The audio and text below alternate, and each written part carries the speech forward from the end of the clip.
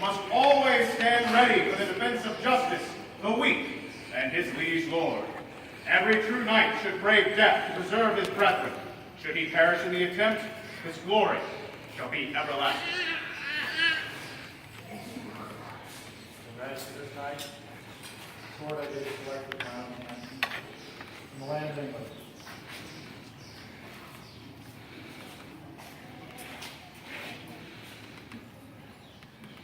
Is there a belt? The belt means that just as a knight wears his sword girded to his body, so he himself should be girded with chastity. Its color is white, signifying purity and truth.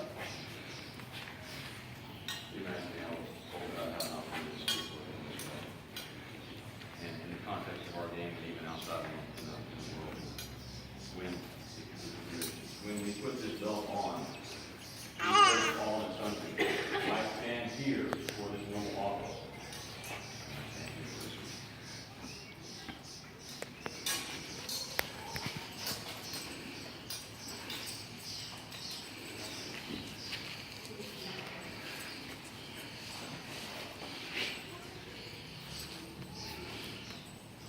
Are there spurs? A knight's golden spurs symbolize many things, for by placing the precious metal near his feet, he shows his disdain for worldly things, and his duty to commit no evil that might disgrace his order. His spurs are sharpened to goad his steed, just as a knight should goad the people to virtue. But a virtuous knight should also make himself feared by the wicked. Spurs are what a knight uses to spur to motivate his horse to move. I guarantee you, being on that long, magnificent steed, and probably he hit both sides. As he spurs to motivate, so does this man. When I did Gospel here a few years ago, this man was then, I was like his trainer. He inspired me, not only to make sure to don my armor and tie it, but to be better, to look better, to have better accoutrements, to learn the armor. He's made me armor. He made my cornet. He has motivated so many of the people around me, and he inspires so much. Remember how the spurs motivate us and inspire us.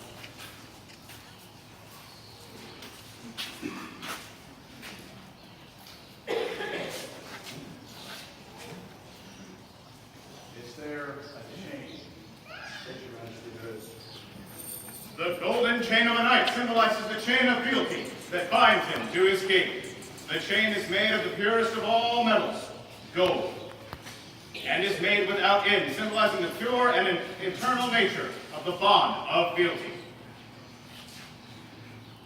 The chain also represents something else to me. Each link is strong. It is forged from fire.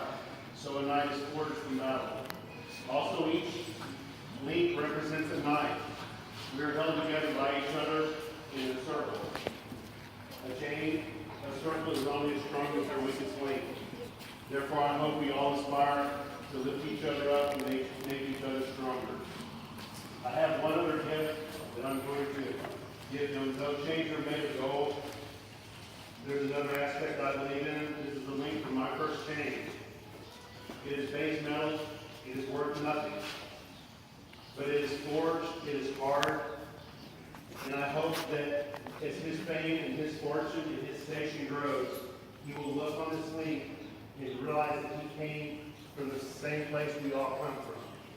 That he will always remain humble.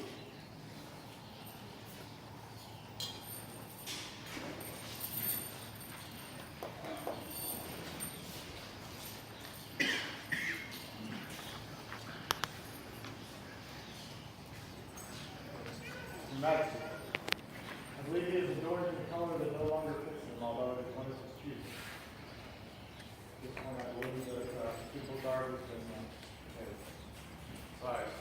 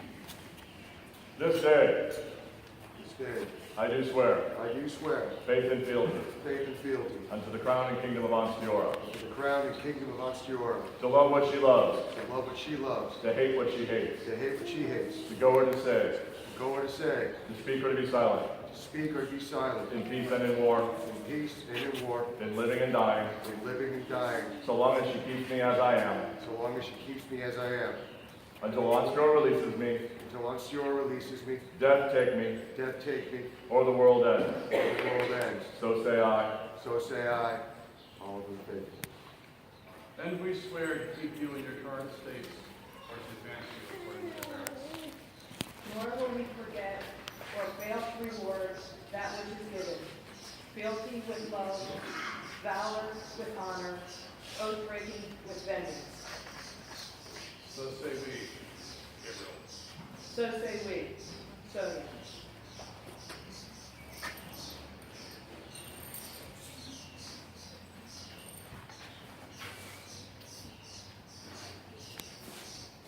Is there a member of the Order of the Rose that will speak for this gentle? Your Majesty, if I may.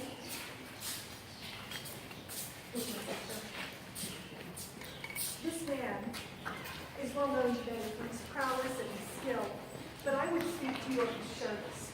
For years, he has stood in service for all of us to one great end. He has, gone when he has been told, stood when he's been told, spoken when he's been told. And everywhere he has gone, he has strapped on his armor. He has picked up his weapons. He has walked onto the field and he has fought. But more than that, he has taught and he has learned. And he has set an example for everyone who's seen.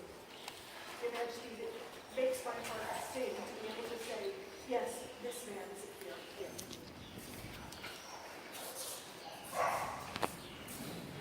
Is there a member of the Order of the Laurel who will speak for the candidate? Your Majesty, I will speak to the man.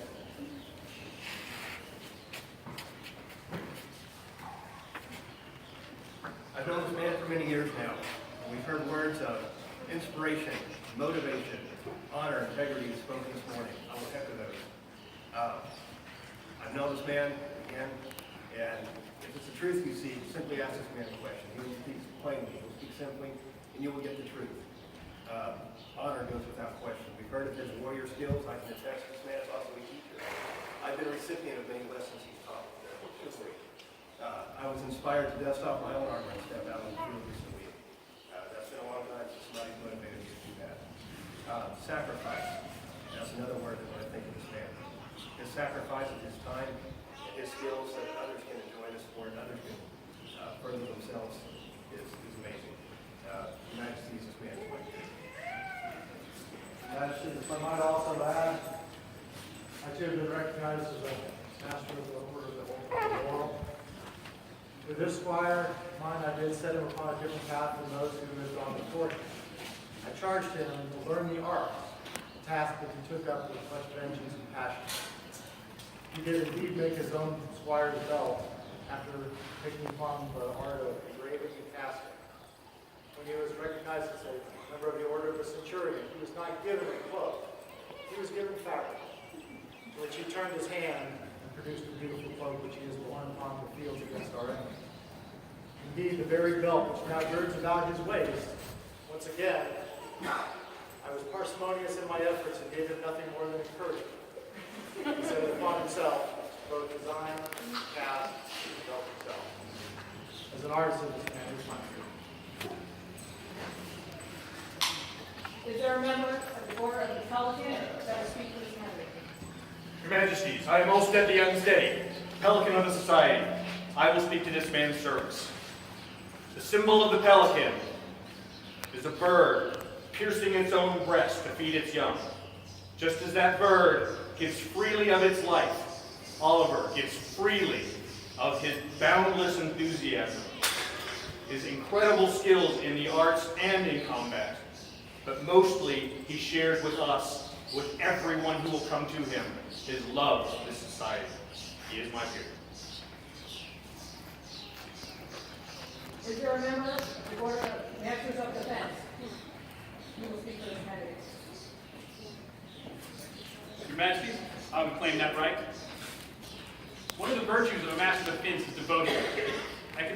to a cause or an ideal, to your crown and kingdom, I will tell you that this man is devoted to being knightly. He has been devoted to being a 14th century squire and man-at-arms, and I see that now as he puts on his white belt, that he continues that. This man moves in the 14th century. When he steps onto a double elimination list field, he walks onto a pot of arms where he fights for the glory of himself and for his lady. When he pulls up to our Tuesday night private practice as my Earl Marshal, he steps onto his liege lord's tilt field to train those who will come and learn. This man's devotion is without question, and he is my king.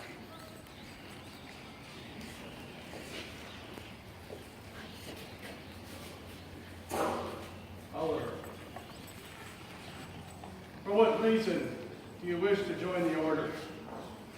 If it is to be rich, to take your ease, or to be honored as a knight without doing honor to a knighthood, then remove your chain, for you are unworthy of it.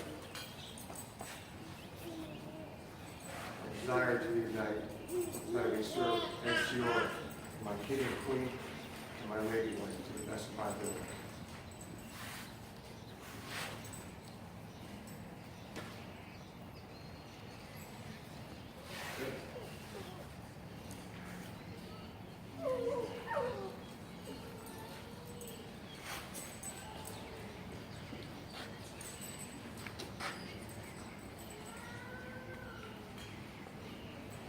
Oliver,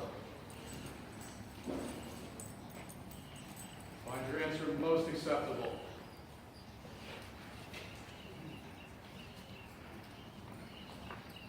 We dub thee once for honor, twice for duty.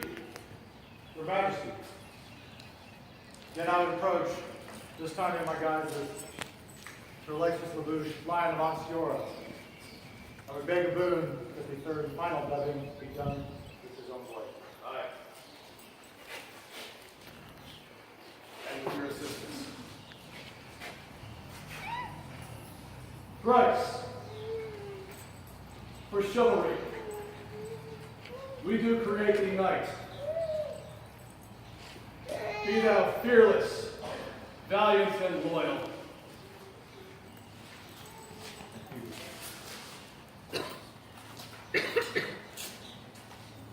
Now, rise, Sir Knight, and brace yourself.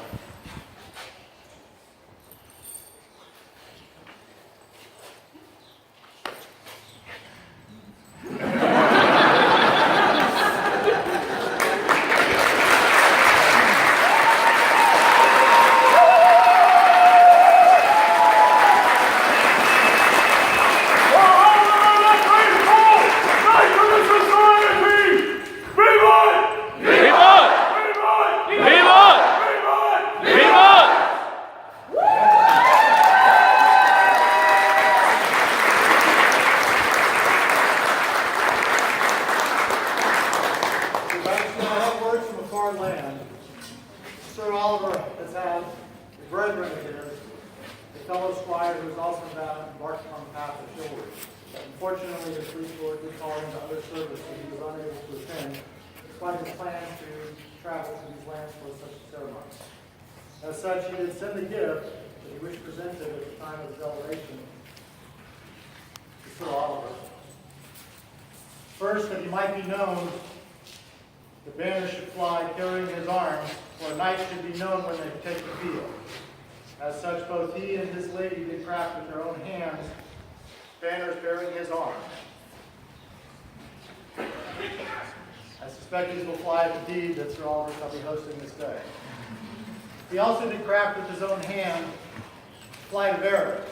They remain untipped, for as we know, it is both the pursuit of the knight to engage in hunting as well as war. The choice shall be yours. This is from Sire Signor Edward Footman, a good squire of mine, currently residing in the lands of England.